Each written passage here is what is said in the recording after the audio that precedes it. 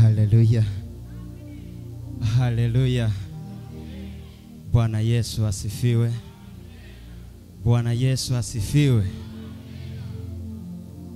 Anayempenda Yesu ampigie makofi mengi.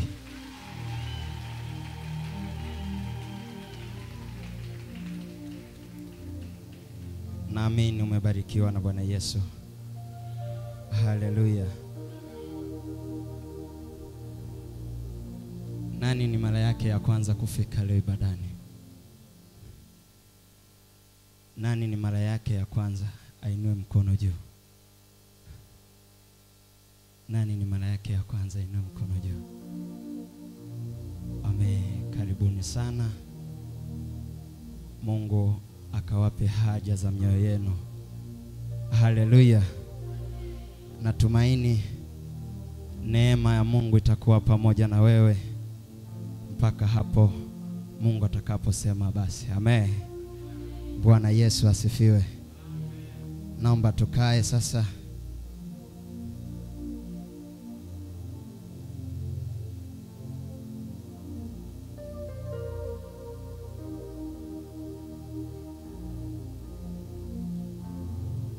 Jamani wakubwa, shikamoni.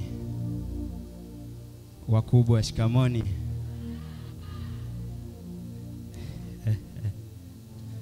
Haleluya.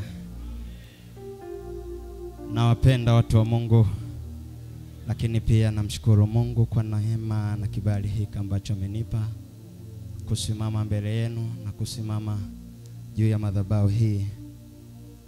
Niwashukuru viongozi wote, nimshukuru baba yangu Changara James Nyakia, lakini pia niwashukuru wana nabii, mapastors. Mungu awabariki kwa nafasi hii ambayo wamenipa siku ya leo kusimama mbele yenu. Haleluya. Mungu ni mwema. Naamini kuna jambo Mungu anakwenda kufanya kwa ajili ya maisha yako. Haleluya. Bila shaka wewe uliyekuja na shida mbalimbali, uliyekuja na changamoto zako ambazo umekuwa nazo kwa muda mrefu pasipo kupata suluhisho, inawezekana leo ndio mwisho wa hiyo changamoto ulionayo. Haleluya. Natumaini Mungu wa nabii Nyakia aliye juu ya madhabahu hii, aliyenitendea mimi akawatendea na wengine, leo inawezekana ni zamu yako. Haleluya. Haleluya. Jina la Bwana libarikiwe. Kuna watu wanajiuliza, mbona hajitambulishi? Wangapi hawanifahamu? Wangapi hawanifahamu? Bwana Yesu asifiwe. Mimi naitwa Nabii mdogo, Nabii Arnold au Niogushima Abel Fanuel. Amen. Bwana Yesu asifiwe. Naomba tuangalie kitu kimoja katika Mwanzo 26.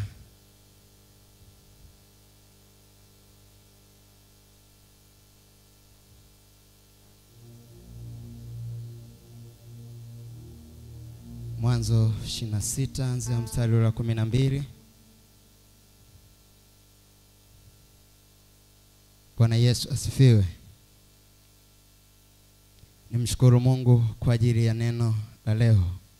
Bwana Yesu, nakushukuru kwa ajili ya neema hii. Asante kwa kibali hiki ambacho Mungu umekiachilia siku ya leo. Tazama watoto wako wa kike kwa kiume Bwana.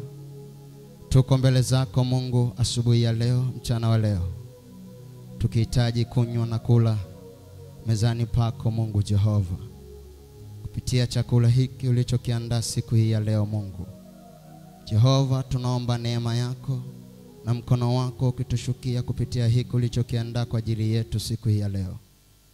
Bwana Yesu, naomba ukanitumie tu kama chombo, bali msemaji ukawe ni wewe. Mungu ukalibariki neno hili likawe ni sehemu ya maisha ya kuvuka juu ya watu hawa Bwana pale ambapo walikuwa hawezi. Naomba neema yako Mungu ikamguse kila mmoja aliyeko mahali hapa Bwana. Hata kwa yule aliyeko njiani akielekea bauni hapa Mungu. Naomba jeshi lako la malaika liendelee pamoja naye mpaka atakapokuwa katika ibada hii ya leo. Bwana Yesu Mungu wa Nabii Nyakia, naomba Mungu ukaseme na maisha ya mmoja kupitia kile ulichokikusudia siku hii ya leo Bwana. Asante Mungu kwa sababu utafanya hivyo, ni katika jina la Yesu. Wote tuseme amen. Bwana Yesu asifiwe. Andika kanuni za kupata kibali kwa Mungu. Andika kanuni za kupata kibali kwa Mungu. Haleluya. Kuna watu tuko nao katika ibada hii ya leo wakiwa katika maisha fulani ambayo hawajui ni kwa nini wanapitia maisha haya. Haleluya. Kitu pekee ambacho nataka nikwambie ni kwamba yawezekana kipo kibali fulani ulikuwa nacho ambacho kingefanya uwe katika maisha fulani ambayo unatakiwa kuwa nayo, lakini kibali hicho hauko nacho leo. Haleluya. Lakini leo Mungu anakwenda kukupa suluhisho la nini kibali chako kuondoka pasipo na izini. Haleluya. Bwana Yesu asifiwe. Moja ya kanuni za kupata kibali kwa Mungu: mpende Mungu.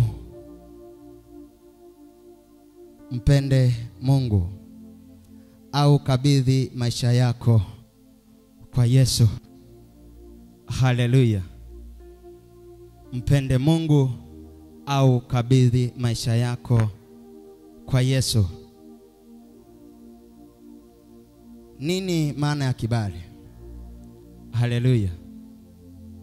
Kibali ni nini? Unaweza ukawa na karama lakini usiwe na kibali. Amen.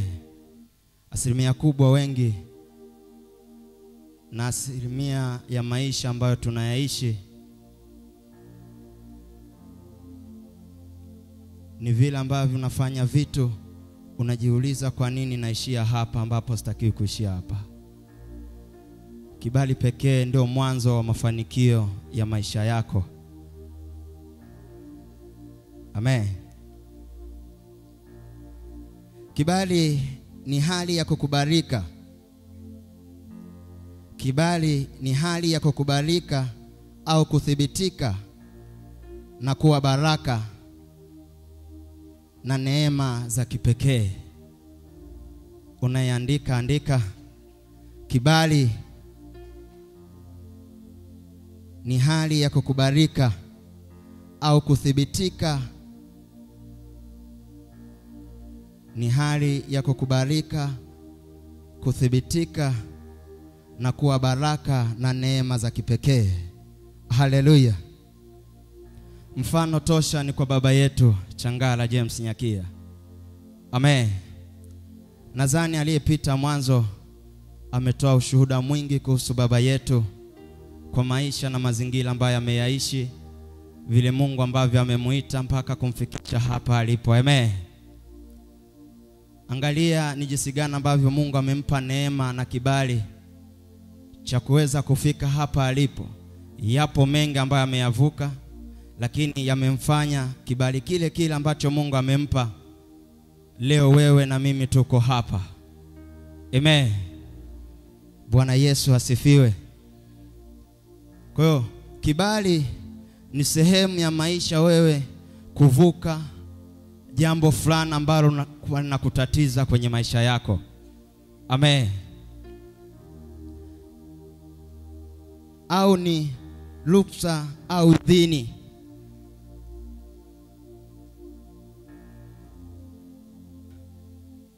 Bwana Yesu asifiwe.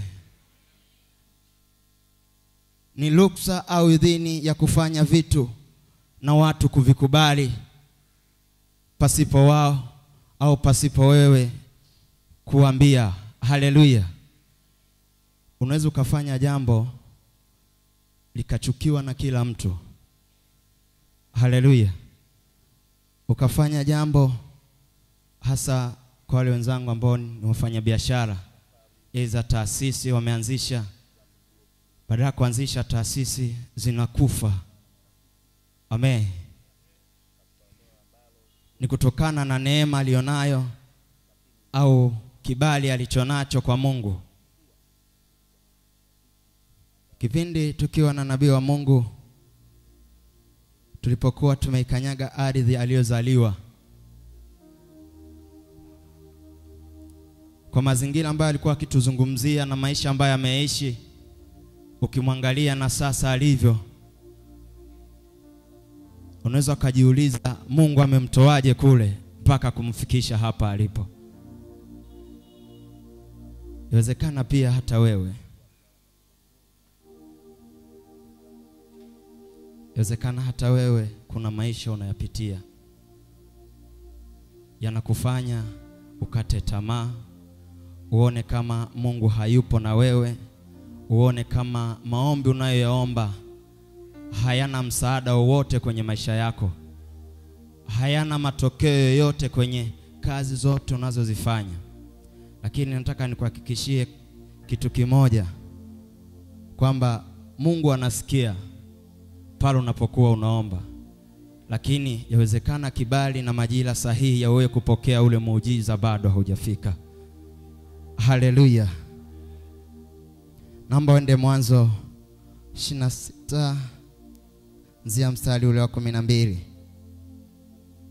Imeandikwa, Isaka akapanda mbegu katika nchi ile, akapata mwaka ule vipimo 100 kwa kimoja. Bwana akambariki. Bwana Yesu asifiwe. Kumbe ili pia upate kibali, ni wewe vile ambavyo unaweza kuwekeza kwa Mungu ili Mungu aweze kuleta hicho kibali kwenye maisha yako. Haleluya. Tunaona hapa huyu ni Isaka aliyekuwa anazungumziwa. Amen. Alivyoweza kupanda kwa ndugu zake. Amen. Alivyoweza kupanda vitu na kuachilia. Kipindi hiki kwa huyu bwana walikuwa kimnyanyasa. Amen. Lakini haitoshi, akasema basi chukueni. Haleluya. Chukueni. Anaendelea nasema, na mtu huyu akawa mkuu, akazidi kustawi, hata akawa mkuu sana. Bwana Yesu asifiwe. Kumbe kuna vitu vingine vinapokupata wewe kutokana na watu fulani, waachie ili Mungu atengeneze ushuhuda kwako ambao utaleta matokeo makubwa kwenye maisha yako. Haleluya.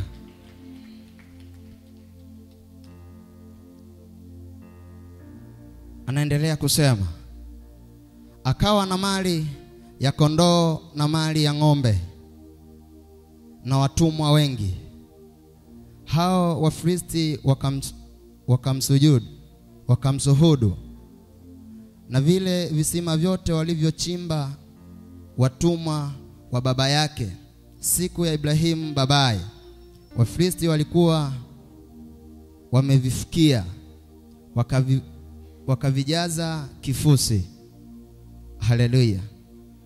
Hizi ni moja ya fitna baada ya matokeo, baada ya baraka Mungu kukuinua. Haleluya. Ambazo alitengenezewa Isaka, vitu ambavyo alikuwa ameachiwa na baba yake. Lakini kutokana na neema ile ambayo alikuwa amepata kutoka kwa baba yake, upande wa pili wakaona sio vizuri. Iweje yeye? Kwa nini yeye? Haleluya. wakafukia vile vyote ambavyo vilikuwa ni chanzo cha baraka yake kwenye maisha yake, lakini hakujali. Akasema sawa, mimi nawaachieni, chukueni, lakini najua naenda kupata zaidi ya hivi mlivyochukua ninyi. Haleluya. Yawezekana hata wewe umezulumiwa. Unasema kwa nini nizulumiwe?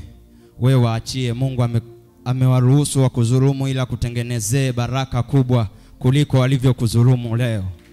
Haleluya. Bwana Yesu asifiwe. Naomba umalizie mstari wa 16 na 17. Abimeleki akamwambia Isaka, utoke kwetu, maana wewe una nguvu sana kuliko sisi. Pigie Yesu makofi. Hii ni baada ya Mungu kuruhusu sasa kibali kutoka kwa Mungu kumpa Isaka na kutoka kwa baba yake Ibrahim. Kumbe adui yake alipoona huyu mtu hata nikishindana naye bado sitaweza. Haleluya. Kumbe Mungu anapokupa kibali amekupa uwezo wa kuwa na nguvu ya kutawala vitu fulani ambavyo wengine hawawezi kuvitawala. Haleluya. Basi Isaka akatoka huko akapiga kambi katika bonde la Gerari akakaa huko. Isaka karudi akavichimbua visima vya maji walivyokuwa wamevichimba siku za Ibrahim babaye. Haleluya. Baada ya kuona Abimeleki, huyu mtu si wa kawaida, huyu mtu siwezi kushindana naye, huyu mtu alichonacho mimi sina, ngoja niruhusu vile nilivyokuwa nimevichukua nivirejeshe kwake aendelee kuwa navyo tu. Haleluya.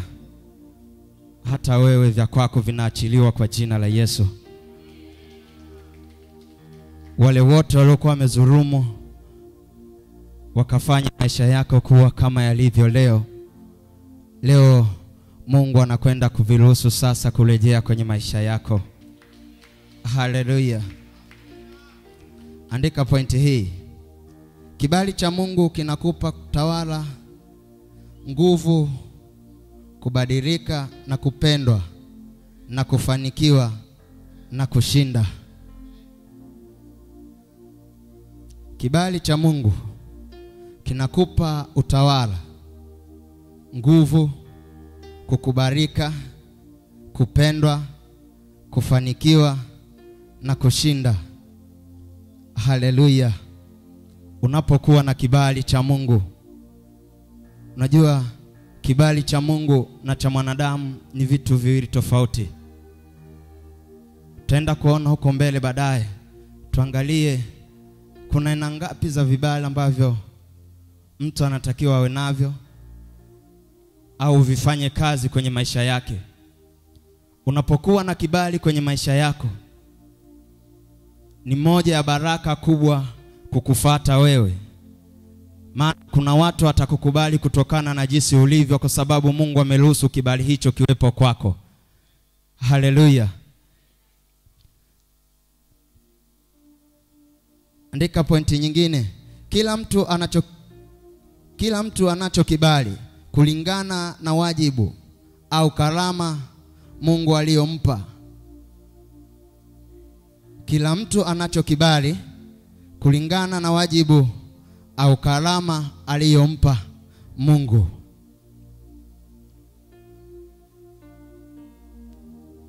Bwana Yesu asifiwe. Kitu pekee nataka nikwambie, mtu wa Mungu, watu tumetofautiana karama, lakini pia tumetofautiana vibali. Unaweza ukawa na kibali cha biashara, lakini mwingine akawa na kibali cha udereva. Haleluya. Anayefanya biashara na anayeuza maji ni watu wawili tofauti. Lakini wewe unayefanya biashara ukachukua yale maji uende kuuza, utakosa kibali kwa watu kwa sababu neema hiyo hauna. Haleluya. Hauna kabisa. Utawezaje kuuza maji wakati sio neema au kibali ambacho Mungu amekupa kwenda kutembea nacho? Haleluya. Kila mtu anacho kibali kulingana na wajibu au karama Mungu aliyompa. Bwana Yesu asifiwe. Nataka nikwambie mtu wa Mungu,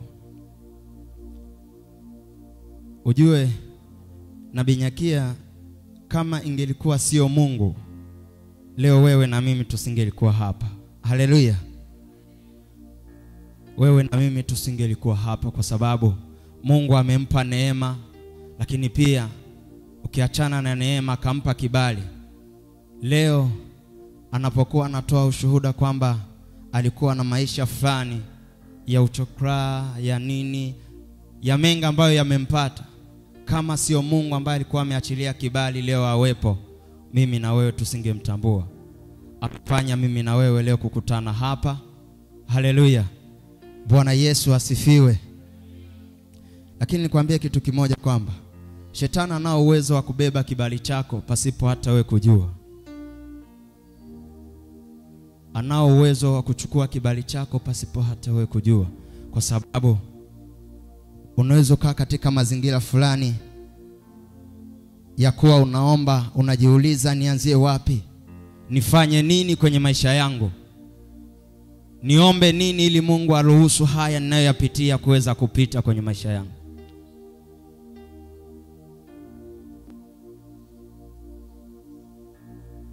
Ni kutokana na kibali ambacho Mungu alikuwa amekiweka kwenye maisha yako, leo hakimo ndani yako. Inawezekana karama unayo, lakini kibali cha karama hiyo kutenda kazi au kufanya kazi kipo? Jibu ni hapana. Bwana Yesu asifiwe. Andika, kibali cha Mungu kina nguvu sana katika ulimwengu wa roho. Kibali cha Mungu kina nguvu katika ulimwengu wa roho. Unapokuwa na kibali, sehemu yoyote unayokwenda lazima akutambue kuwa wewe ni mtu fulani katika ulimwengu wa roho. Lazima akutambue kuwa wewe ni nani. Lazima akutambue unafanya kitu gani kutokana na neema ya kile kibali ambacho Mungu amekupa. Kuna wakati kibali ukiwa hauna, maisha yanakuwa kwako kama huyaelewi.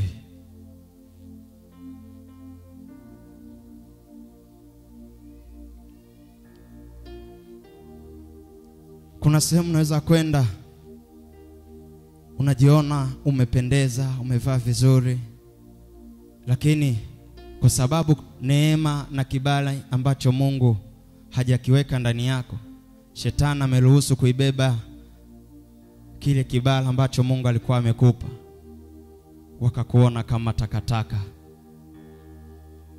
Na watu hawa ndani ya ibada hii wapo. Haleluya. Sasa Mungu anakwenda kukufungua wewe ambaye ulikuwa umepoteza kibali chako. Mungu anakurejesha kibali chako kwa jina la Yesu. Bwana Yesu asifiwe. Naomba uende Mwanzo 4.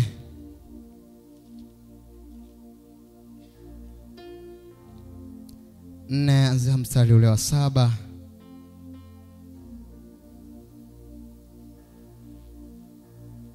Angalie mtu asiyekuwa na kibali anakutana na changamoto gani. Haleluya. Asiye na kibali siku zote huwa anamchukia mwenye kibali. Haleluya. Ndio maana wewe ambaye una kibali unapigwa vita sana na asiyekuwa na kibali. Haleluya. Hiyo yote ni kutokana na kile kibali ambacho Mungu amekiweka ndani yako. Wanakupiga vita ili siweze kuwazidi. Haleluya. Mstari wa 7 anasema, Kama ukitenda vyema utapata kibali. Usipotenda vyema dhambi iko inakuotea malangoni, nayo inatamani wewe, walakini wapasa uishinde. Bwana Yesu asifiwe. Huyu aliyekuwa anaambiwa maneno haya alikuwa ni Kaini, baada ya yeye na ndugu yake Abili walipokuwa enda kumtolea Mungu sadaka. Alipoona mwenzake anajibiwa maombi yake kupitia sadaka ile aliyokuwa akimtolea Mungu, akajiuliza, kwa nini yeye mimi nisijibiwe? Mungu akamwambia, iepuke dhambi hii. Haleluya. Akamwambia, kama usipotenda vyema dhambi inakuotea. Haleluya. Andika pointi hii. Asiyekuwa na kibali anapokutana na mwenye kibali,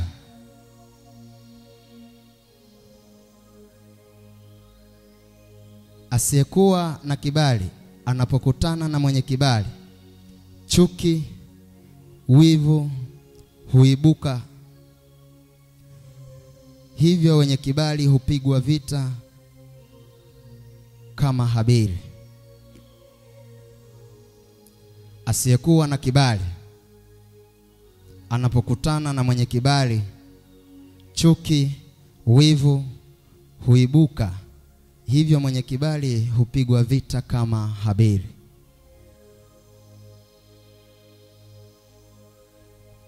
Nataka nikwambie jambo moja. Unapigwa vita kwa sababu hujui kibali ambacho Mungu amekiweka kwenye maisha yako. Hujui karama na neema aliyoiweka kwenye maisha yako. Unajiuliza, kwa nini napatwa na haya nilionayo leo? Nataka nikwambie leo unatakiwa ujue kibali ambacho Mungu amekupa siku hii ya leo, ili unapokuwa unatembea mtaani kwako wajue kwamba Mungu ameweza kuinua kibali ndani yako, hata kutikisa useme ni naye Yesu ndani yangu, hamniwezi. Haleluya. Bwana Yesu asifiwe. Kuna wakati Bwana unapokuwa unanyanyaswa unajiuliza, hivi mimi ni mdogo au mkubwa? Haleluya.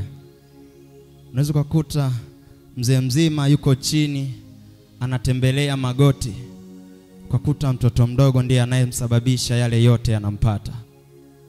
Haleluya. Ni kwa sababu gani? Kibali na neema vilivyo ndani yako ndivyo vinavyofanya mtu yule afanye yale anayoyafanya mpaka wewe uwe kama ulivyo leo. Bwana Yesu asifiwe sana.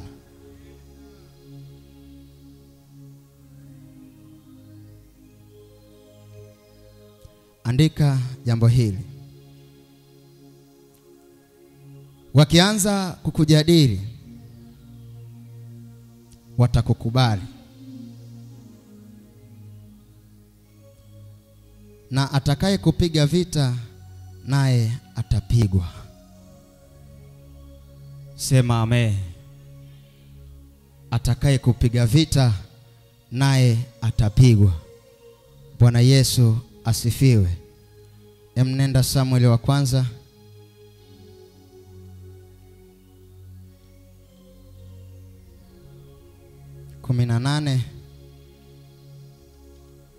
18:7 hadi mstari ule wa 12.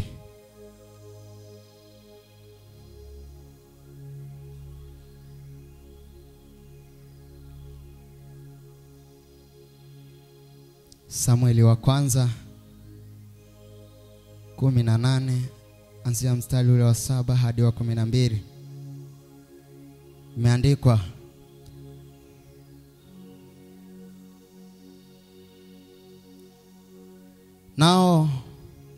nao wale wanawake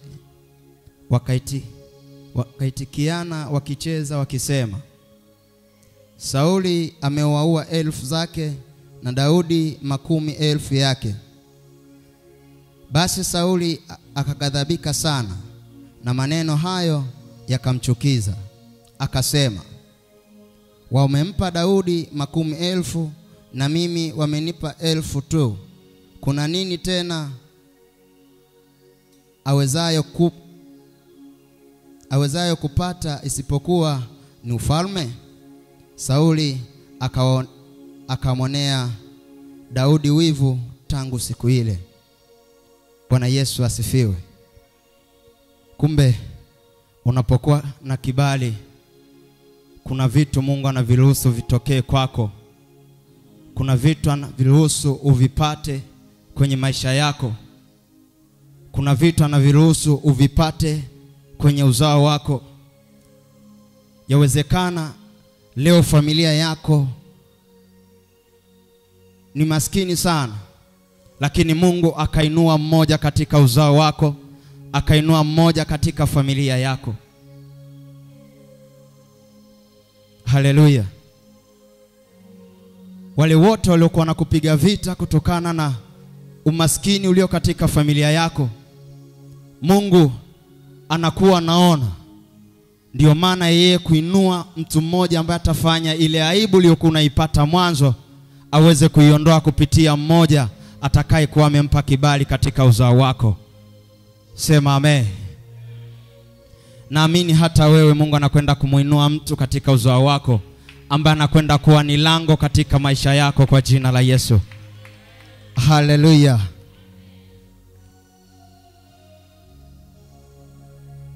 Ikawa siku ya pili yake, roho mbaya kutoka kwa Mungu ikamjilia Sauli kwa nguvu, naye akatabii ndani ya nyumba. Basi Daudi alikuwa akipiga kinubi kwa mkono wake kama siku zote, naye Sauli alikuwa na mkuki mkononi mwake. Mara Sauli akatupa ule mkuki, maana alisema, nitampiga Daudi hata ukutani. Daudi akaepa, akatoka mbele zake mara 2. Haleluya. Sauli akamwogopa Daudi kwa sababu Bwana alikuwa pamoja naye, ila amemwacha Sauli. Bwana Yesu asifiwe. Nitarajia upigi na Yesu makofi. Haleluya. Baada ya kuona ninayeshindana naye ana nguvu kuliko mimi, lazima ujiengue pembeni. Haleluya. Lazima umwachie nafasi endelee kutawala, kwa sababu anacho kibali kuliko ulichonacho wewe. Haleluya. Huyo bwana Daudi alipokuwa akipigana na Sauli, aliyekuwa anaonekana mdogo ni Daudi, lakini ilikuwepo jitu moja zito sana limevaa magwanda yake. Lakini Daudi alikuwa ni kijana mdogo sana ambaye Mungu alikuwa amempa uwezo wa kipekee na kibali cha kipekee kwenye maisha yake tangu utoto. Haleluya. Ndio maana hata baba yetu anapokuwa anapigwa vita na mtu yeyote, haumsikia anajibu. Anataka kile unachokisema wewe ndo kije kuwa baraka kwenye maisha yake. Hata wewe ona yale yote wanayoyasema juu ya maisha yako. Ona yale yote wanayoyazungumza kwa habari ya uchumi ulionao, kwa habari ya maisha unayoyapitia. Yatengeneze kuwa chanzo cha furaha na baraka kwenye uzao wako na maisha yako. Bwana Yesu asifiwe sana. Huyu Daudi,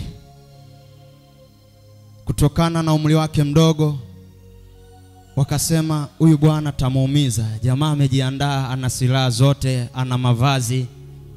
Wakasema ngoja tumpatie mavazi na huyu bwana. Akasema hapana, mnanipaje vazi wakati ninaye Mungu ndani yangu ambaye anaweza kumpiga adui yangu mara moja tu na kusambaratika. Haleluya. Bwana Yesu asifiwe. Unapokuwa umepata neema kwa Mungu, kuna wale ambao huwa wanakuja hapa kwa ajili ya kumwona nabii, kwa ajili ya kutafuta suluhisho ya yale wanayoyapitia kwenye maisha yao. Mungu anapokupa nafasi ya kukutana na nabii wa Mungu akakueleza kwa habari ya maisha yako, kwa yale yanayokusibu au yanayokwenda kukupata, umepata kibali kikubwa sana. Na napokuelekeza katumie hiki au kafanye jambo hili na ukafanya, usipoona matokeo usiseme mbona havijatokea. Endelea kumsihi Mungu wakati wa ile neema kuja kwako kwa muda ule ambao unataka wewe. Sio wakati sahihi wa kukipata kile ambacho umetamkia siku hiyo. Haleluya. Wakati na majira sahihi wa kupata kile ulichotamkiwa unapokuwa umefika, lazima utapokea. Bwana Yesu asifiwe. Mungu anapokuwa ameruhusu kibali ndani yako, amekupa neema ya kupata kibali hicho cha kuzungumza na nabii wa Mungu madhabahuni, akakupa habari na taarifa za maisha yako, aidha juu ya familia yako, ndoa yako, uchumi wako, biashara yako, akakueleza kuna 1 2 3, kachukue package labda ukatumie. Nikwambie jambo moja, kuna wale wenzangu akishatumia siku ya kwanza ya pili imeisha, anasema sasa mbona havitokei? Hapana. Itengeneze imani ya kupata matokeo kabla ya matokeo kuja kwenye maisha yako. Haleluya. Maana hata Biblia inasema imani ni bayana ya mambo yasiyoonekana. Haleluya. Kwa hiyo unapotamkiwa lile jambo hulioni, ila umetamkiwa kwamba unakwenda kupata, ila umetamkiwa kwamba unapona. Si kwamba Mungu anakuponya muda huo. Kwa imani inatengeneza umepokea na umepona muda huo. Haleluya. Kwa kibali ambacho Mungu anakuwa amekiruhusu kwa muda ule wewe kukipata na kutamkiwa neno la uzima ndani yako, limetengeneza afya ndani yako kwa imani utakayokuwa umeijenga kwenye maisha yako. Bwana Yesu asifiwe. Kuna wakati tunashindwa kupokea neno la kinabii kwa sababu tunataka ule muujiza wa papo kwa papo. Haleluya. Yule anayepokea muujiza wake kwa papo kwa papo ni vile Mungu ameruhusu siku hiyo aupokee muujiza wake. Unapoona amepokea, jifungamanishe na ile imani yake, jifungamanishe na ule muujiza wake, ili hata wewe siku Mungu aje akutendee kama alivyomtendea yeye. Haleluya.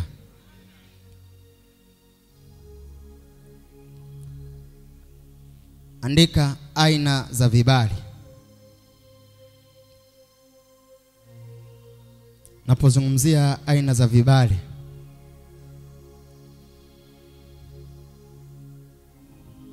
kuna vibali aina mbalimbali. Haleluya. Kuna kibali ambacho unaweza kukipata kutokana na mwanadamu. Kuna kibali ambacho unaweza kukipata kutokana na shetani. Lakini pia kuna kibali ambacho unaweza kukipata kutokana na Mungu mwenyewe kukiruhusu kuja ndani yako. Haleluya. Moja ya kibali hicho ni kibali cha wanadamu. Kibali cha wanadamu.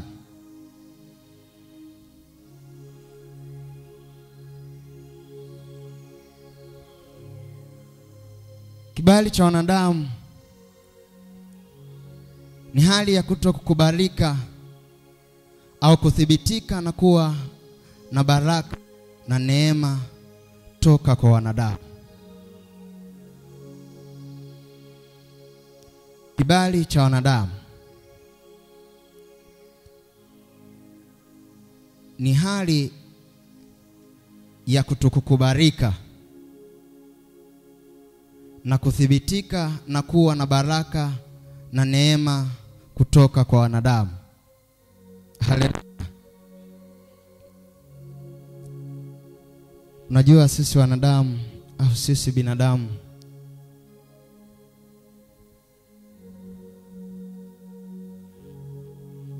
ndio maana kuna watu wanasema kwamba usimtegemee ndugu yako, si ndio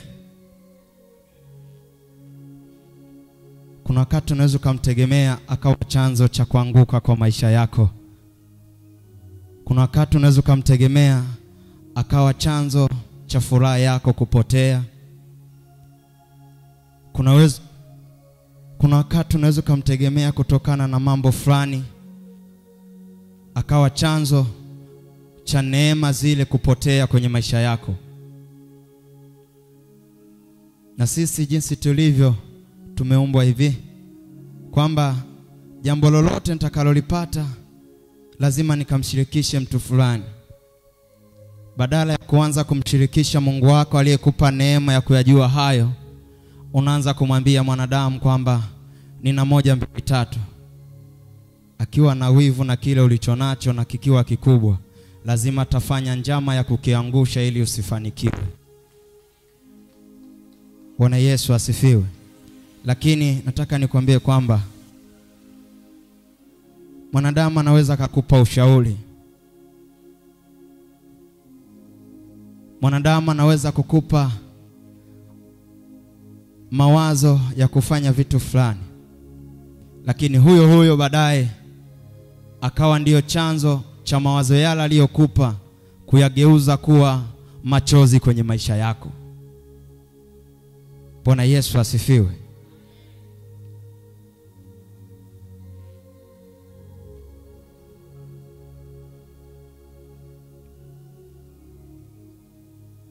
Nenda Wafalme wa kwanza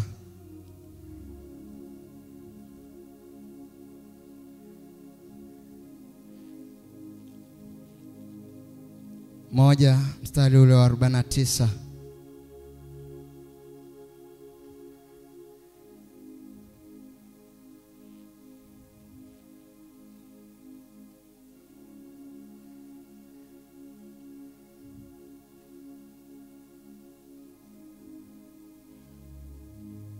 Uone ni jinsi gani ambavyo kuna mtu mmoja alikuwa akihitaji kibali kutoka kwa wanadamu, lakini hakuweza kukipata.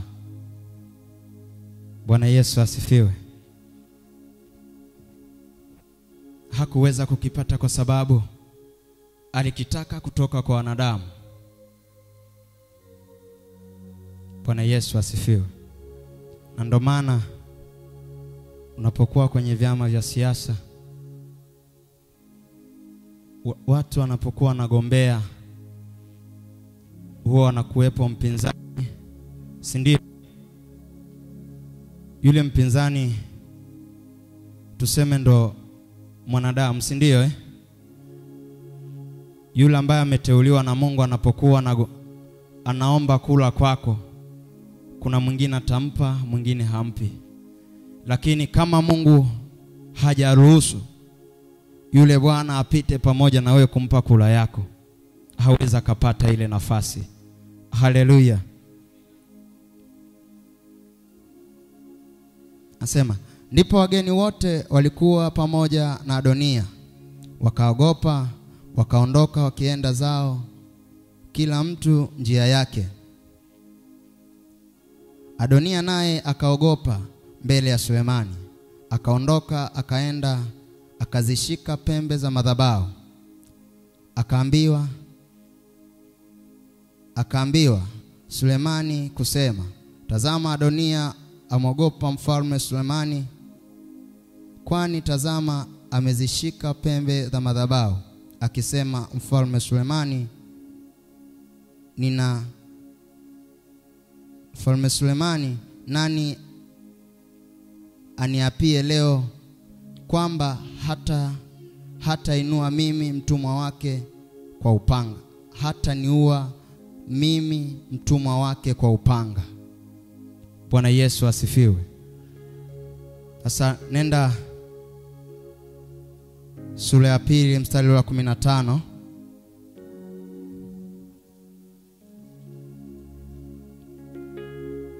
Imeandikwa, akasema, wajua kwamba ufalme ulikuwa wangu, na Israeli wote wakiniwekea nyuso zao ili nimiliki mimi.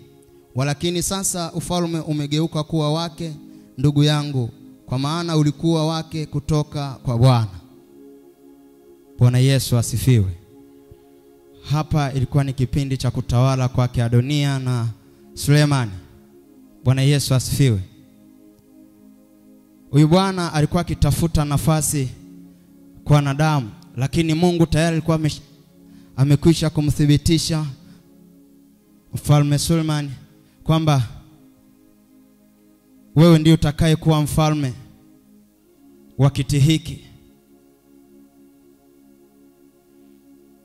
Alipokuwa akigombea akasema, hapana, nitafanyaje sasa kama huyu anayo nguvu ya kunizidi mimi kuwepo katika nafasi hii?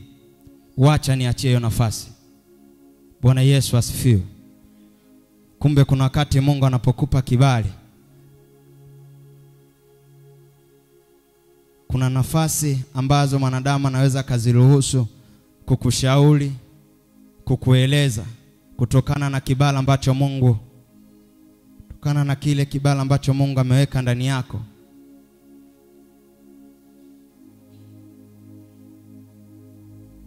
Bwana Yesu asifiwe sana. Andika pointi hii. Ukipata kibali kwa wanadamu katika nafasi fulani, ukipata kibali kwa wanadamu katika nafasi fulani, siku akiinuka aliyepata kibali kwa Mungu katika nafasi hiyo, utashushwa chini. Ukipata kibali kwa wanadamu katika nafasi fulani, siku akiinuka aliyepata kibali kwa Mungu katika nafasi hiyo, utashushwa chini. Bwana Yesu asifiwe sana.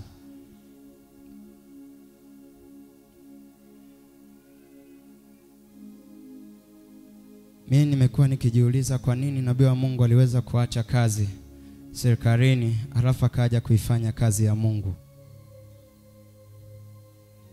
Alafu kiangalia kazi yenyewe ina hela, tunakuja kulala kwenye mavumbi, ni ngumu. Hivi jiulize, kama ndo wewe ungefanyaje? Wewe ndo umeajiliwa na Mungu amekuita, ungefanyaje? Bwana Yesu asifiwe sana.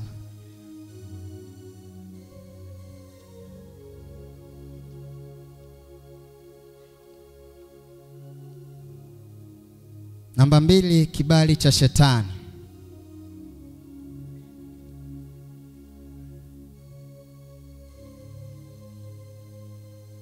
Kibali cha shetani.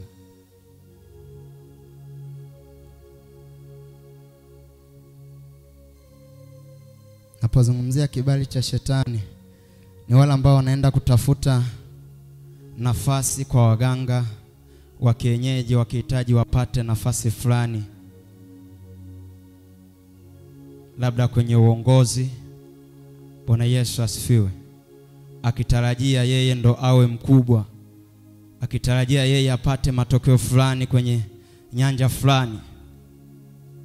Bwana Yesu asifiwe. Watu hawa siku zote huwa hawafiki mwisho. Huwa mwisho wao ni mfupi. Mwisho wao huwa unaishia njiani. Wanaweza kaanza vizuri lakini baadaye wakamaliza vibaya.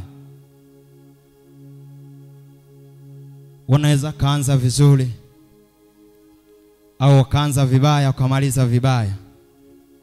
Na tofauti ya mtu huyu na aliye na kibali cha Mungu ni kwamba aliye kibali cha Mungu anaweza kaanza vibaya lakini akamaliza vizuri. Haleluya.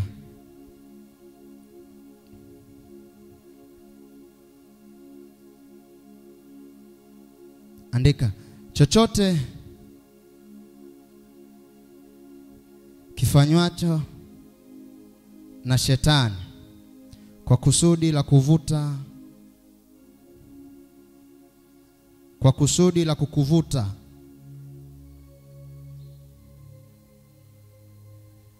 chochote ufanyacho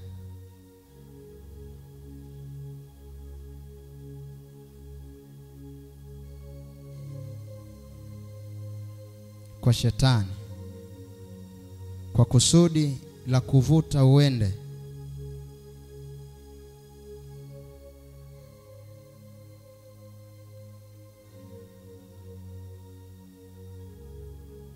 linakuandalia maumivu baadaye. Bwana Yesu asifiwe. Hivi kumbe unapokuwa unawaza kwenda kwa mganga, kuna nguvu nyingine inakuwa nyuma yako inakuvuta kuelekea huko kwa ajili ya kukamilisha lile ambalo unalipanga ndani ya moyo wako. Haleluya. Asilimia kubwa wengine ndo maana huwa wanafanya vitu pasipo kujua wamevifanyaje, pasipo kujua nini kimetokea mpaka anafanya hiki ambacho sikutarajia kukifanya. Haleluya. Nikwambie kwamba unapokuwa unawaza kwenda kwa mganga, basi jua kuna nguvu ya pepo aidha jini katumwa tu kutawala ufahamu wako, mawazo yako yawe na nguvu ya kwenda kula ambako ulikuwa unawaza kwenda. Ndio maana unapokwenda, unapohitaji matokeo hauyaoni. Na asilimia kubwa ya maisha ya wanadamu walionayo ni kutokana na vile ambavyo wanaamua pasipo kufikiria. Amen. Namba 3,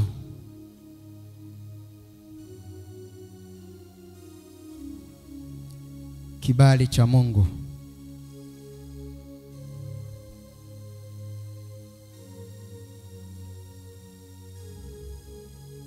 Kibali cha Mungu.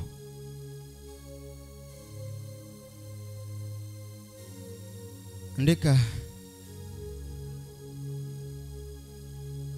kibali hiki hudumu wakati wote,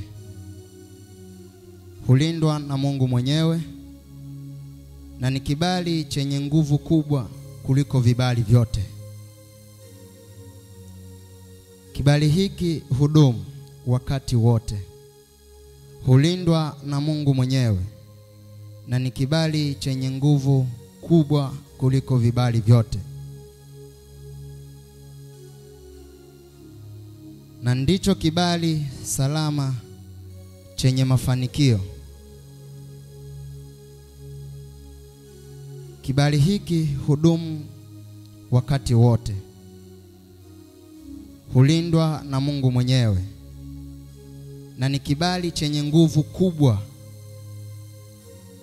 kuliko vibali vyote. Na ndicho kibali salama chenye mafanikio ya kudumu mbinguni na duniani. Bwana Yesu asifiwe. Kumbe kibali cha Mungu kinayo nguvu ya kukufanya uendelee kuwa na baraka ambazo kwa ameziruhusu kwenye maisha yako. Bwana Yesu asifiwe. Unaweza usiwe na kibali hiki ukawa ni mtu wa kutapatapa kila mahala pasipo kupata matokeo ya aina yoyote. Haleluya. Ndio maana asilimia kubwa tumekuwa tukitafuta maisha pasipo kupata matokeo kutokana na kibali ambacho Mungu amekiweka kwenye maisha yetu. Lakini pia naamini kuanzia leo, tarehe ya leo, siku ya leo, Jumapili ya leo, Mungu anakwenda kukiachilia sasa kibali chako kuanza kufanya kazi, ili unapoingia Februari mwaka huu, ili Mungu sasa kainue neema na kibali ambacho alikuwa ameweka ndani yako kuanza kufanya kazi. Bwana Yesu asifiwe sana. Haleluya. Andika jambo hili. Jenga uhusiano wako na Mungu katika kazi zako. Jenga uhusiano wako na Mungu katika kazi zako na mambo yako unayoyafanya. Jenga uhusiano wako na Mungu katika kazi zako na mambo yako unayoyafanya. Bwana Yesu asifiwe sana. Tumekuwa tukienda makazini kwetu, lakini pia tunasahau Mungu aliyetupa hizo kazi. Tunasahau huyo Mungu aliyetupa hicho kibali cha kupata kazi hii ambayo leo inakupa riziki. Haleluya.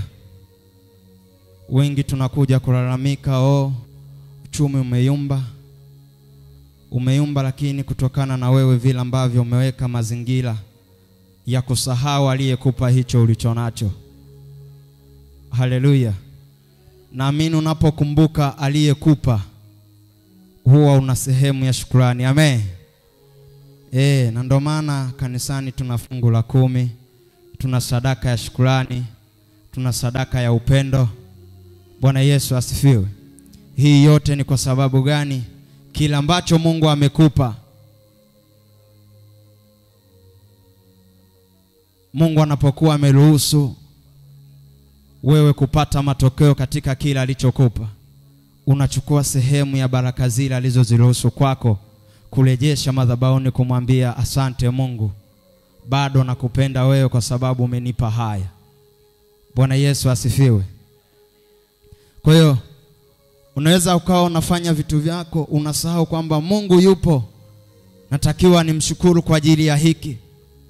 Usitake kutaka kikubwa ndicho ukipeleke madhabahuni kwa ajili ya kumshukuru Mungu. Mshukuru Mungu kwa hicho kidogo alichokujalia. Peleka madhabahuni ili Mungu azidi kukuinua kuanzia hapa alipoweka. Haleluya. Usitake upate vikubwa wakati wa majira, wakati na majira ya wewe kupata vile vikubwa haujafika. Subiri muujiza wa vitu vikubwa kwako vije, utatoa vikubwa zaidi ya hivyo unavyotamani. Haleluya. Na ninaamini kwako wewe ambao umekuwa ukijiuliza, hasa nafanya biashara nakosa hata nauli ya kuja ibadani, nafanya kazi nakosa hata sadaka ya kukutolea wewe. Unataka kumtolea sadaka kiasi gani?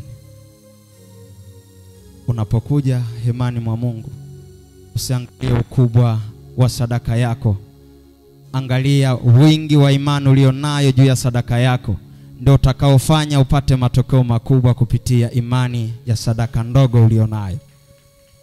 Haleluya. Bwana Yesu asifiwe.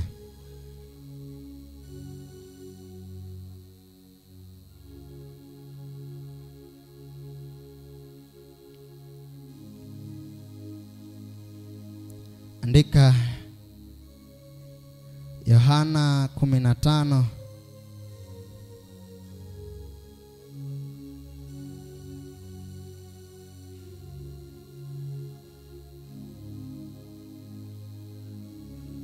9 hadi 16.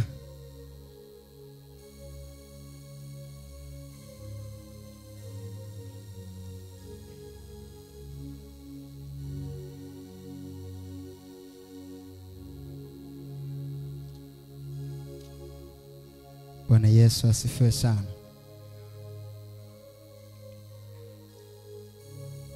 Imeandikwa,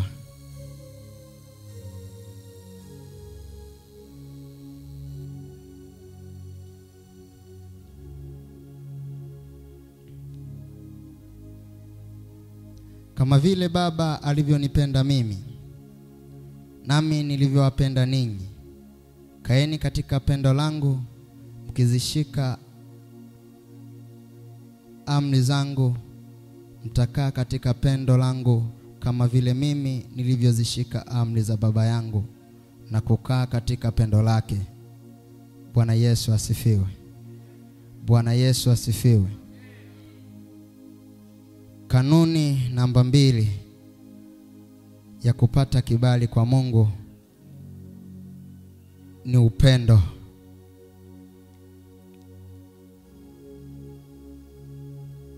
Kanuni namba 2 ya kupata kibali kwa Mungu ni vile wewe unavyoweka upendo kwa Mungu ili yeye aweze kuleta yaliyo ya baraka kwenye maisha yako. Bwana Yesu asifiwe. Ndio maana mstari huu wa 9 anasema, kama vile Baba alivyonipenda mimi, nami nilivyowapenda ninyi, kaeni katika pendo langu. Haleluya. Bwana Yesu asifiwe sana. Lakini mstari ule wa 16 anasema, si ninyi mliochagua mimi, bali ni mimi niliyewachagua ninyi, nami nikaweka kwenda mkazae matunda, na matunda yenu yapate kukaa, ili kwamba lolote muombalo Baba kwa jina langu awapeni. Bwana Yesu asifiwe. Kama umpendi Mungu, nadhani hata ukiomba huwezi ukapata majibu ya aina yoyote. Kama umpendi Mungu, Mungu hawezi kufanya jambo lolote kwenye maisha yako, kwa sababu moyo wako haupo kwake. Haleluya. Unaporuhusu moyo wako kumpenda Mungu, anayo sehemu ya kusikiliza maombi yako wakati wote unapokuwa unaomba. Bwana Yesu asifiwe. Anayo sehemu ya kusikiliza magoti yako kila wakati unapokuwa ukipiga magoti ukimsihi kwa ajili ya jambo fulani, kwa sababu moyo wako tayari umeuweka kwa ajili yake, sio kwa ajili ya mtu mwingine. Haleluya.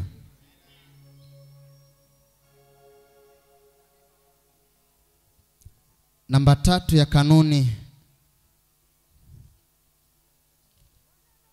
ya kupata kibali kwa Mungu. Namba 3, toba. Ukiwa ni mtu mwenye toba mbele za Mungu kila wakati, hata kama hujatenda dhambi yoyote, kuwa mtu mwenye toba mbele za Mungu ili aruhusu vyanzo vya baraka kuja kwenye maisha yako. Haleluya. Ruhusu moyo wako kuwa moyo wa toba kila wakati, ukimsihi Mungu, ukiomba rehema kwa ajili ya uzao wako, hata kwa ajili ya vile ambavyo unavifanya. Haleluya. Nenda Nehemia 2.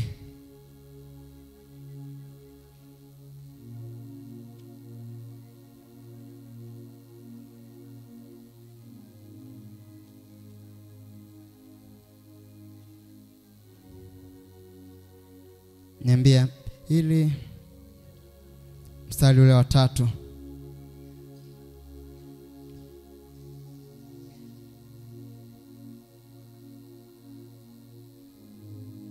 Nikamwambia mfalme na uishi milele, kwani uso wangu usiwe na huzuni, iwapo mji ulio mahali pa makaburi ya baba zangu unakaa ukiwa na malango yake yameteketezwa kwa moto.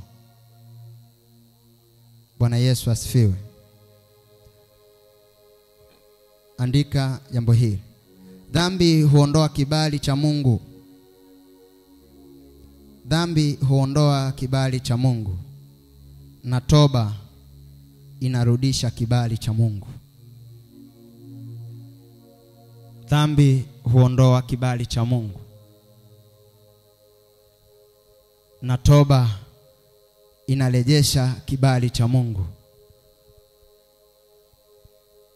Unapokuwa mtu mwenye toba, mwenye kukumbuka pale ambapo ulikwenda kinyume na vile ambavyo Mungu anataka uenende, basi kuna mambo kadha wa kadha pia anaweza kayafanya kwenye maisha yako ambayo hukutarajia yatokee. Bwana Yesu asifiwe sana. Kwa unapokuwa mtu mwenye toba, kile kibali ambacho kitakuwa kimeondolewa, Mungu anaweza akakirejesha kwa njia yake yeye anayojua kuirejesha kwako. Haleluya.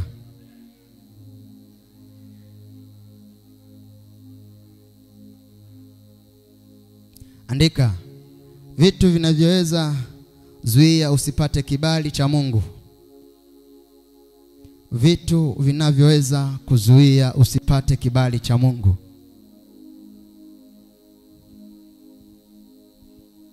Vitu vinavyoweza kuzuia wewe usipate kibali cha Mungu. 1, kiburi.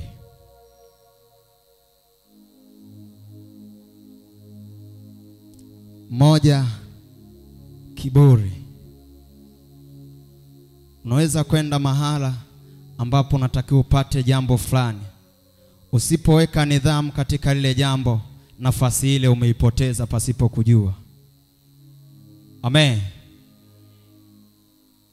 Unapokwenda mahala, jishushe ili upate kile unachokitaka. Kujishusha Bwana sio ujinga, ila ni mbinu za kutengeneza au kutafuta nafasi ambayo unahitaji. Haleluya. Bwana Yesu asifiwe sana. 2,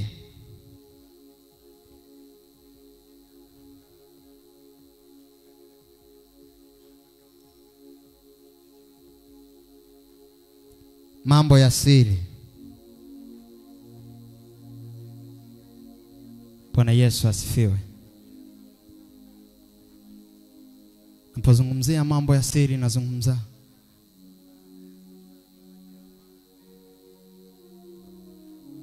kuna vitu unaweza ukawa unavifanya ambavyo ni kinyume na utaratibu wa sehemu yoyote uliopo, lakini vile vitu unavyovifanya unavifanya kwa siri. Amen. Unavifanya kwa siri, lakini siri uliyoifanya kwa wengine vinaonekana. Amen. Kwa unapofanya siri kwa yule anayekutazama na anayekuona,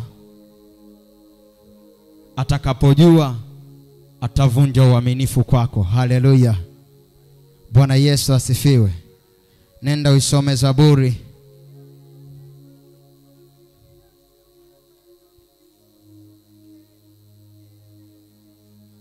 Zaburi ya 19.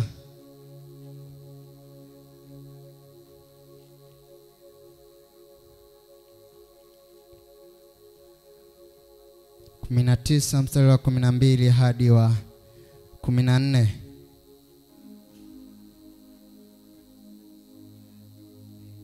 Imeandikwa, ni nani awezaye kuyatambua makosa yake? Unitakase na mambo ya siri. Umzuie mtumishi wako asitende mambo ya kiburi, yasinitawale mimi. Ndipo nitakapokuwa kamili, nami nitakuwa safi, sina kosa lililo kubwa. Bwana Yesu asifiwe sana. Maneno ya kinywa changu na mawazo ya moyo wangu yapate kibali mbele zako, Bwana. Bwana Yesu asifiwe. Kuna wakati mawazo yetu, maneno yetu, kabla ya kuongea, kabla ya kuomba, hatumwambii Mungu ili ayape kibali pale ninapokuwa naomba yakapate matokeo fulani. Amen. Lakini unapoanza na Mungu ukamwambia Mungu, hiki ninachokiomba nahitaji nipate kibali, kipate kibali mbele ya mtu fulani. Sikana unaomba kazi, unamwambia Mungu, nataka kazi ya aina fulani, nataka kazi ya namna fulani, au nataka kupandishwa mshahara, aidha nataka kupandishwa cheo. Sasa kupandishwa cheo unaenda kumwambia mwanadamu mwenzio, yeye ndiye anayekupandisha cheo. Unapomwambia Mungu kwa habari ya nafasi unayohitaji, kwa habari ya kile unachokihitaji kwenye maisha yako.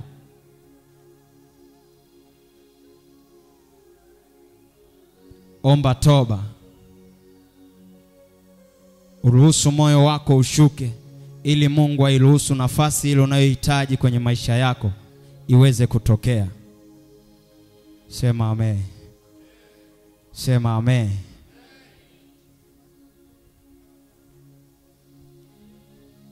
Andika. Kiburi ni hali ya kujiona wewe ni bora. Kiburi ni hali ya kujiona wewe ni bora kuliko wengine. Kiburi ni hali ya kujiona wewe ni bora kuliko wengine.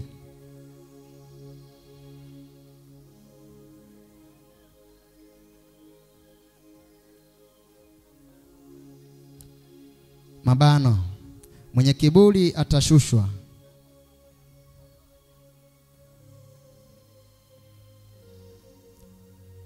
Atanyang'anywa kibali na mnyenyekevu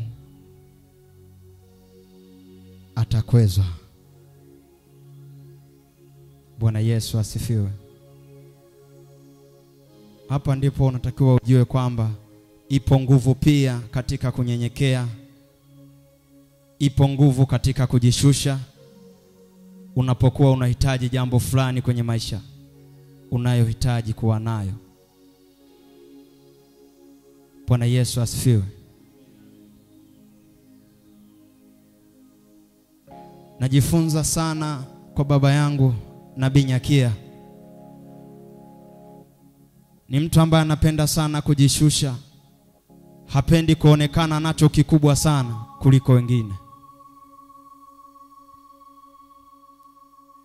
Ni mtu anayependa kuona wote tuko sawa. Lakini huko akimwambia Mungu amzidishe pale alipo.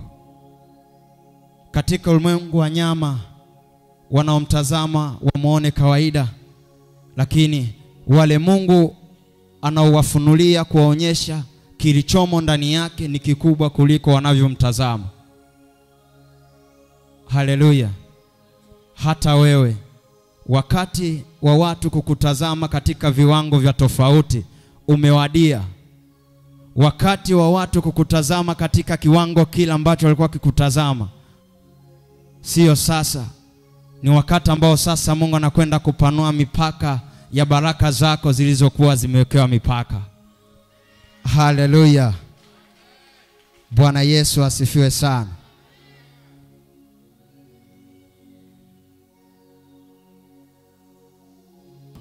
Unapokuwa mnyenyekevu mbele za Mungu na msikivu kwa waliokuzidi katika nafasi, katika umri, ni moja ya kutengeneza mafanikio na kuwa na kibali katika jamii fulani ambayo uliopo. Haleluya. Bwana Yesu asifiwe sana. Kama una kiburi mtaani kwako, wanakusemaje mtu wa Mungu?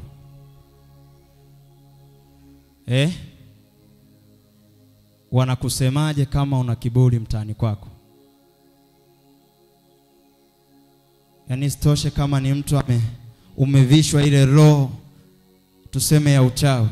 Yaani mtaani utakuwa unaitwa mchawi kila siku, wakati wewe sio mchawi. Asa fikiria wewe unacho kiburi, unayo roho mbaya, mtaani kwako wanakuhitaji.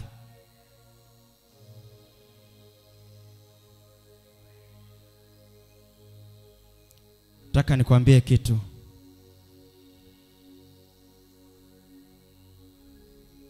Unyenyekevu kwenye maisha ya mwanadamu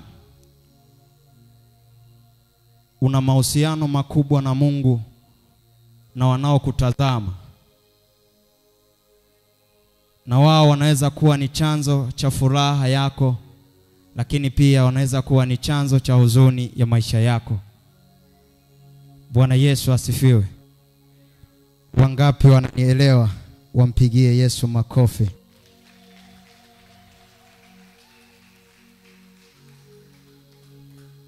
Haleluya. Kwa hiyo kuna vitu vingine kwenye maisha yako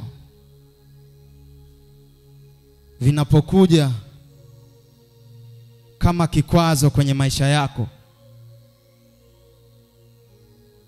hutakiwi kujibu. Mwambie Mungu avitengeneze viwe baraka baadaye kwenye maisha yako. Amen.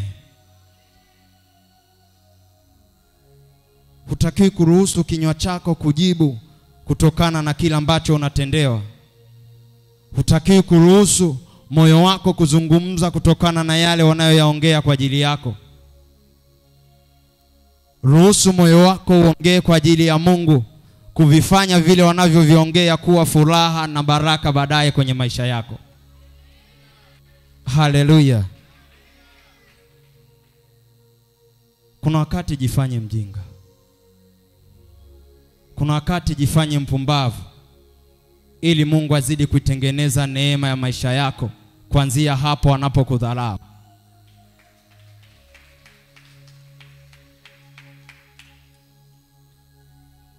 Kuna wakati ona yale wanayoyaongea juu ya afya, maisha ulionayo, mazingira unayoyapitia, ona kawaida, kwa sababu aliyeruhusu upite kwenye huo msali unaopita ndiye anayejua kesho yako ya baraka yako inayokuja. Haleluya. Ndiye anayejua chanzo cha mafanikio yako yako wapi. Wao wanapoongea hawajui wapi furaha yako itatoka, na wao hawawezi wakawa chanzo cha furaha yako, ila chanzo cha furaha yako ni Mungu mwenyewe pale utakaposogea na kumwambia Mungu ayatengeneze maisha yako yawe hivyo. Haleluya. Bwana Yesu asifiwe. Unapokuwa katika hali ya huzuni, ya kujiuliza maisha haya ninayoyapitia kwa nini? Wakati Nabii Nyakia baba yetu tulipokuwa naye katika ardhi ambayo amezaliwa kwa baba yao, haleluya, kuna mahala alikuwa akitufikisha kwenye kilele cha mlima na kutuelekeza vitu fulani. Unajiuliza alikuwa anatambuaje na kujua kwamba huyu ni Mungu anayesema naye? Lakini nataka nikwambie, mtumishi wa Mungu huyu, hakika Mungu amemuita na kumpaka mafuta kwa ajili yako wewe ambao unapitia changamoto ulizonazo leo. Ukipelekwa huko, usiyekuwa na moyo unaweza kulia na kujiuliza ilikuwa inafikaje hatua ya mtu kufika mahala anapotea pasipo kujua nimefikaje hapa.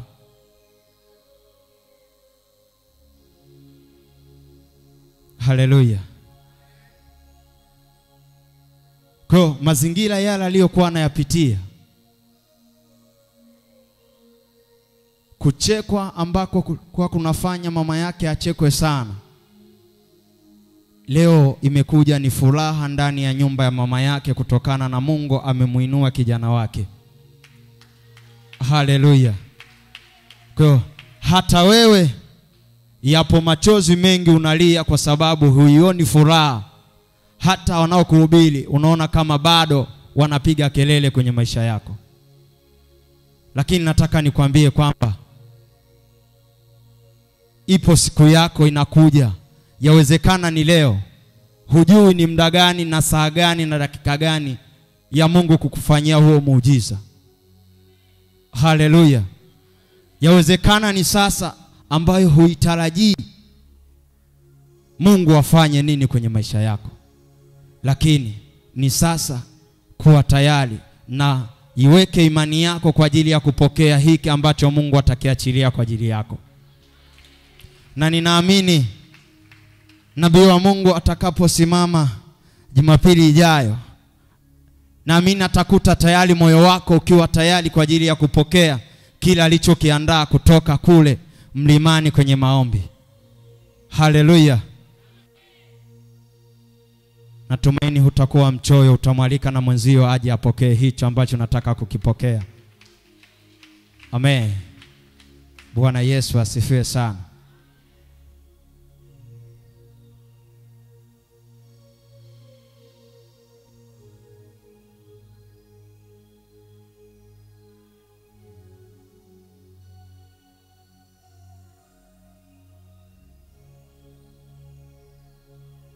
Andika jambo hili. Uwe mtu wa kufuatilia. Uwe mtu wa kutulia na kufuatilia. Uwe mtu wa kutulia na kufuatilia katika uwepo wa Mungu. Uwe mtu wa kutulia na kufuatilia katika uwepo wa Mungu.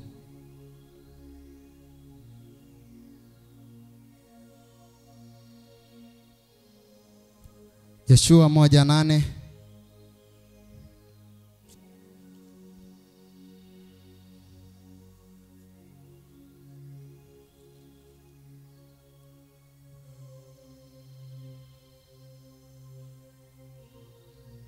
Imeandikwa, kitabu hiki cha Torati kisiondoke kinywani mwako, bali yatafakari maneno yake mchana na usiku, upate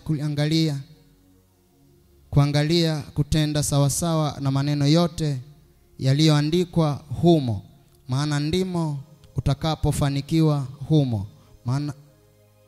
Maana ndipo utakapofanikiwa isha njia yako, kisha ndipo utakapostawi sana.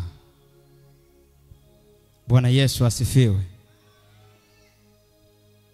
Kuna wale ambao tumeweka maagano na Mungu kwa ajili ya vitu fulani ambavyo tunahitaji Mungu atufanyie, tunahitaji Mungu atutendee. Kuna watu tumeweka sadaka kwa ajili ya Mungu kufanya jambo fulani kwenye maisha yangu. Haleluya. Lakini pamoja na kuweka hizo sadaka au agano hilo, umeweka tu, hujawa mfuatiliaji katika kuomba na kumuuliza Mungu, Mungu, agano langu unajibu lini? Mungu ametupa wepesi sasa hivi, tunaye nabii.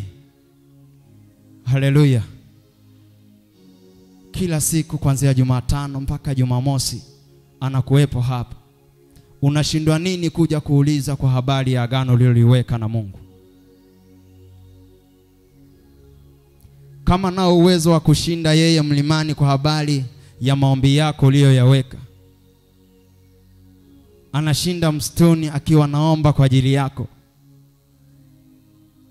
kwa nini usirejee kwake na kumuuliza, maombi yangu yamejibiwa? Bwana Yesu asifiwe.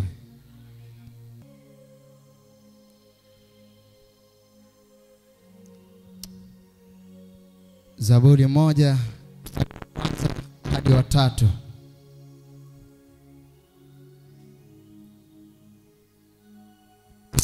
Heri mtu yule asiyekwenda katika shauri la wasio haki, wala hakusimama katika njia ya wakosaji, wala hakuketi barazani, bali sheria ya Bwana ndiyo mpendezayo, na sheria yake huitafakari mchana na usiku.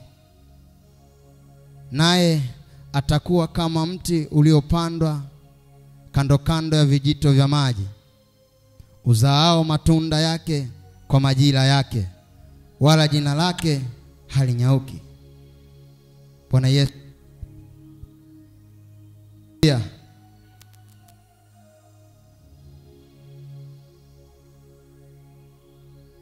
Huyu ni Daudi. Amen. Unapokuwa unaomba, unataka Mungu akutendee kitu fulani. Amen.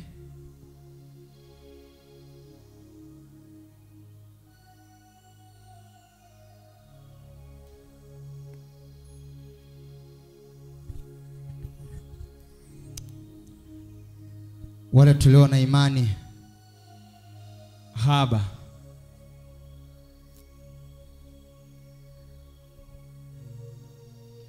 wale tulio na imani haba, tunakuwa tunataka matokeo hayo tunayoomba muda huo tuyapate siku hiyo hiyo. Lakini nataka nikwambie, unaweza kuomba leo matokeo ukapata baada ya miaka 6 ijayo. Je, imani hiyo unayo?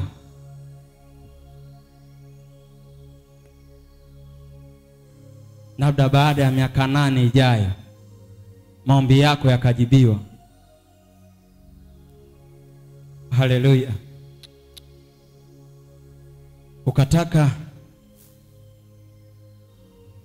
kila unapoomba upate matokeo muda huo huu. Amen. Nataka nikwambie kwamba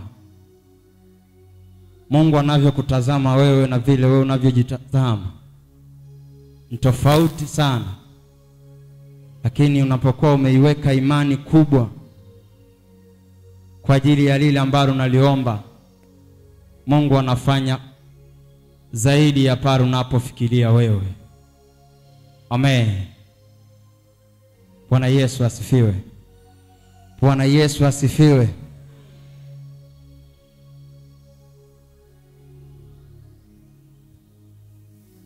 Naomba tusimame.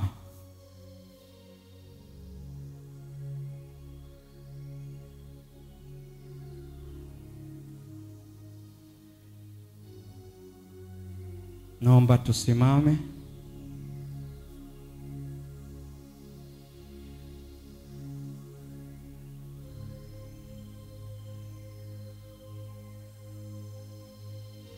Nataka sasa hivi uende mbele za Mungu, mwambie unataka nini kwa habari ya kila ambacho umekiweka kwa ajili ya mwaka huu. Umwambie Mungu kwa habari ya jambo lolote ambalo nataka Mungu akufanyie mwaka huu, au kuanzia Februari mwaka huu na kuendelea, nini ufanye ili kiweze kukuletea matokeo kwenye maisha yako. Yawezekana umeweka vingi lakini havina matokeo. Yawezekana kuna vingi umewekeza ili vikuletee matokeo lakini matokeo hayo huyaoni.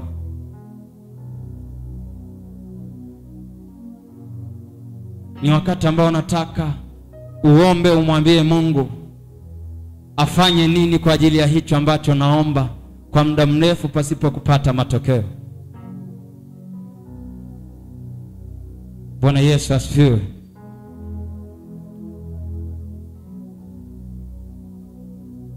Naomba ufumbe macho yako wakati unatafakari ni mangapi uliyoyaweka mbele za Mungu bado hayajajibiwa na unahitaji Mungu akutendee.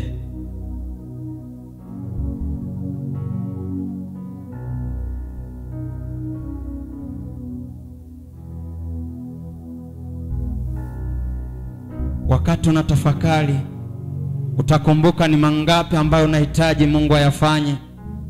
Lakini katika kutafakari huko yapo baadhi Mungu amekutendea.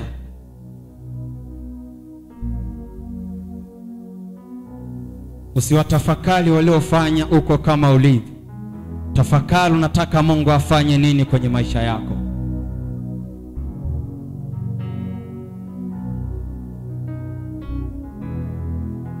Usitafakari jana uliwaza nini na ulifanya nini na nani alikuumiza. Tafakari leo unataka Mungu aweke mwanzo gani wa maisha yako endelea kuwa ya baraka.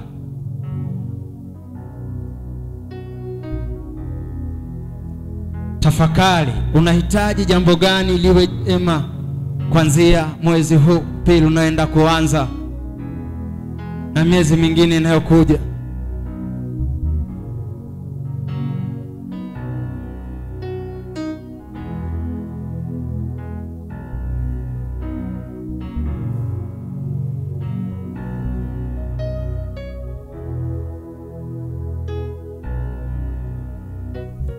napokwenda kukuwekea mkono,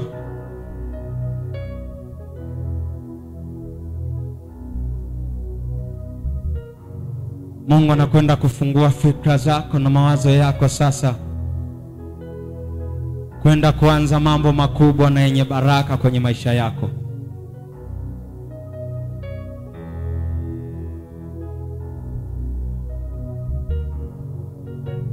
Naomba uinue mikono yako juu sasa.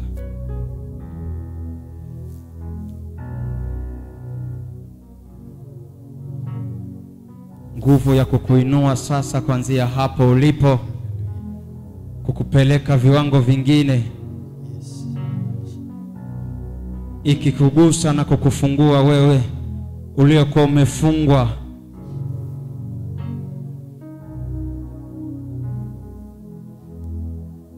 Kuna malaika wa Bwana watapita kwa ajili yako, wakihitaji kuanzisha mwanzo mpya kwenye maisha yako. Inua mikono yako kwa mfumba macho yako. Nikwambie kitu pekee, kwamba uliyekuja naye mmekutana naye mahali hapa. Lakini tambua hapa ulipo ndio wakati wako sasa wewe kutengeneza kilicho cha baraka kwenye maisha yako. Huyo umekutana naye tu hapa. Asante Bwana Yesu. Hitaji mkono wako sasa utembee kwa kila mmoja majira haya. Hitaji nguvu yako imguse kila mmoja mahala alipo. Mungu Jehova, naona watu wakifunguliwa saa hii sasa, malaika wakipita kwa kila mmoja, wakiondoa kila aina vipingamizi vilivyokuwa vinafanya awe kama alivyo leo. Jesus.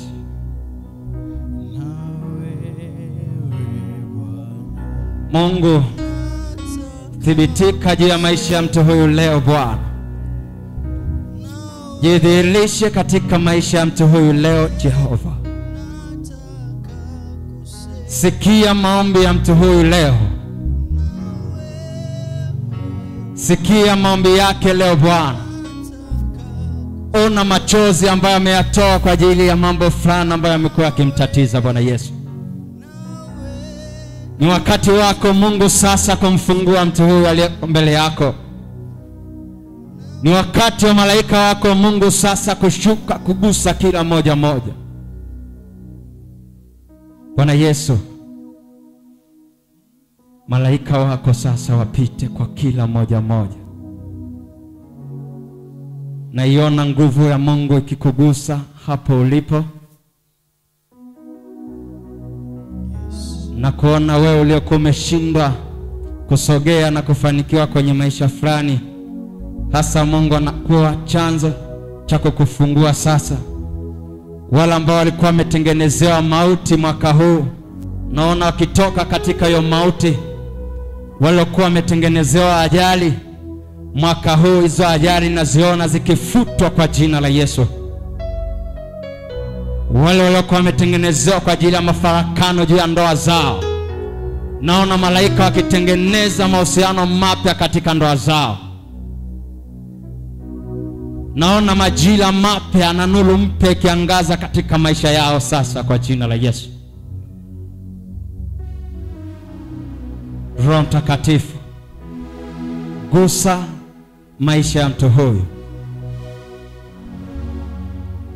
Ni wakati ambao Mungu, kila mmoja naomba kwa habari afya yake, maisha yake. Naomba Mungu mguse mahala alipo. Jesus. Sikae kimya, omba. Malaika wanahitaji kuisikia sauti yako ikitamka jambo.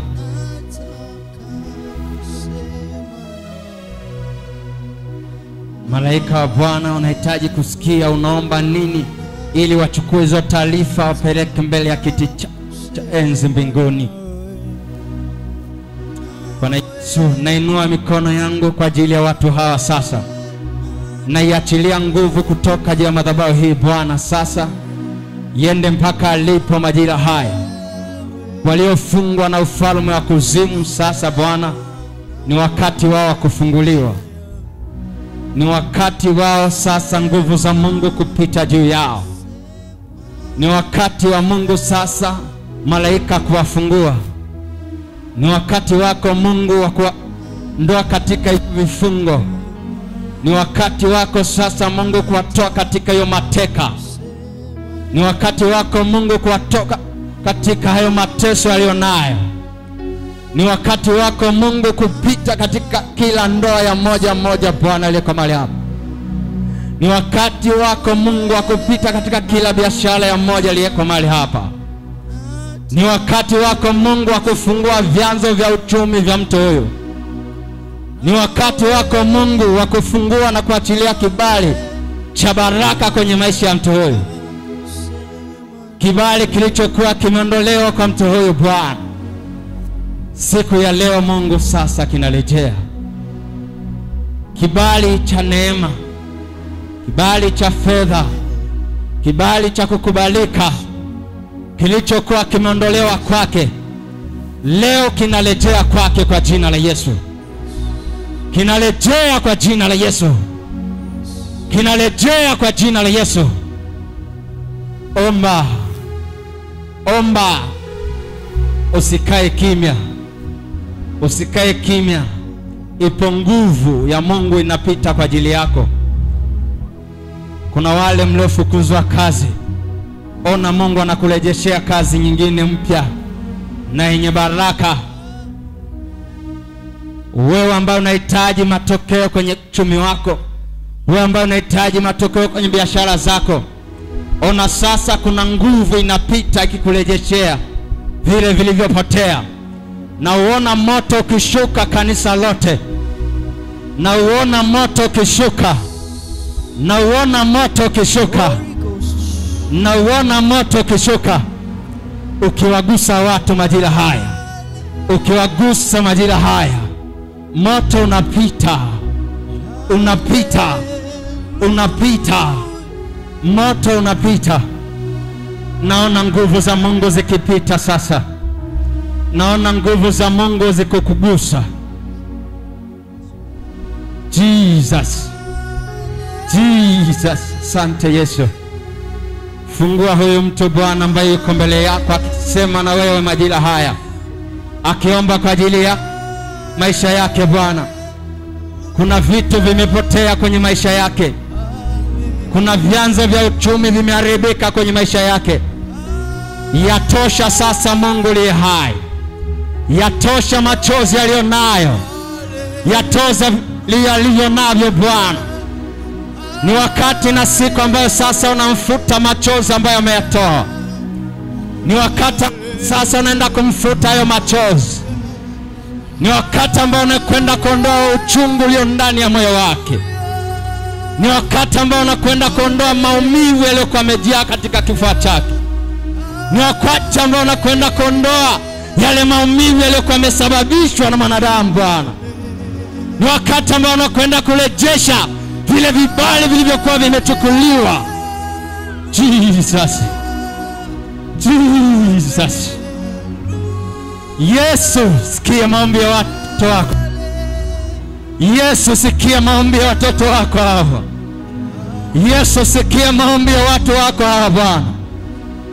Sikia maombi ya watu wako hapa Bwana. Wanalia wakikueleza wewe Jehova.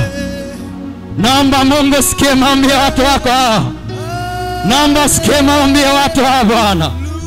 Naomba sikia maombi ya watu hapa Bwana. Wamelia vya kutosha Bwana. Wameumizwa vya kutosha Bwana. Wameumizwa vya kutosha Bwana. Sasa ni wakati wao Bwana wa vibali vyao kurejea tena Bwana. Ni wakati wa neema mpya tena kurejea juu ya maisha yao. Ni wakati wa baraka mpya kuinuka juu ya maisha yao. Bwana tazama, kuna zimevunjika Bwana. Kuna biashara zimeharibiwa Bwana. Kuna biashara zimevunjika Jehova. Kuna ndoa zimeharibiwa Jehova, kuna uchumi umevunjika Jehova. Ni wakati ambao Bwana sasa unakwenda kuanzisha jambo jipya, unakwenda kuanzisha jambo jipya Jehova. Jehova, omba, usikae kimya. Naona malaika wakichukua taarifa kwa ajili yako. Naona malaika ya ndani ya kanisa sasa wanachukua umivu, wanachukua taarifa zote ambazo zilikuwa katika moyo wako, zilikuwa katika kichwa chako. Omba pasipo kuona nini unacho leo, nini umeumizwa. Omba, mwambie Mungu siku ya leo. Mwambie Mungu afanye njia nyingine kwa ajili yako. Mwambie Mungu kwa habari ya uzao wako. Mwambie Mungu kwa habari ya uchumi wako. Mwambie Mungu kwa habari ya kazi ya mikono yako. Kuna watu mmefungwa mikono yenu, kuna watu mmefungwa matumbo yenu, kuna watu mmefungwa karama zenu. Ni wakati ambao sasa Mungu anarejesha hizo karama, Mungu anarejesha hivyo vibali, Mungu anarejesha hiyo nuru iliyokuwa imepotea kwako. Jesus, asante Yesu, asante Yesu, asante Yesu. Naona malaika wako Mungu akishughulika na yule mtu. Naona malaika wako Mungu akimfungua yule kaka. Naona malaika akimfungua yule mama. Naona malaika wako akimfungua yule dada. Naona malaika akimfungua yule mama aliyekuwa amekumbwa na jambo fulani Bwana. Jesus.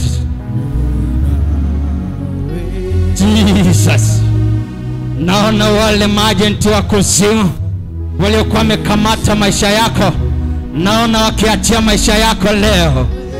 Naona wakiachia nuru yako sasa.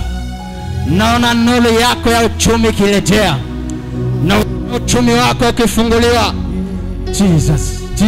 Jesus. Usikae kimya, usikae kimya. Naona malaika akisikiliza maombi yako. Naona malaika akikugusa. Naona malaika akikugusa. Malaika akikugusa, wakisema na moyo wako, wakisema na maisha yako, wakisema na habari ya ndoto zako, wakisema na habari ya afya yako iliyokuwa imeshambuliwa na kupatwa na maradhi.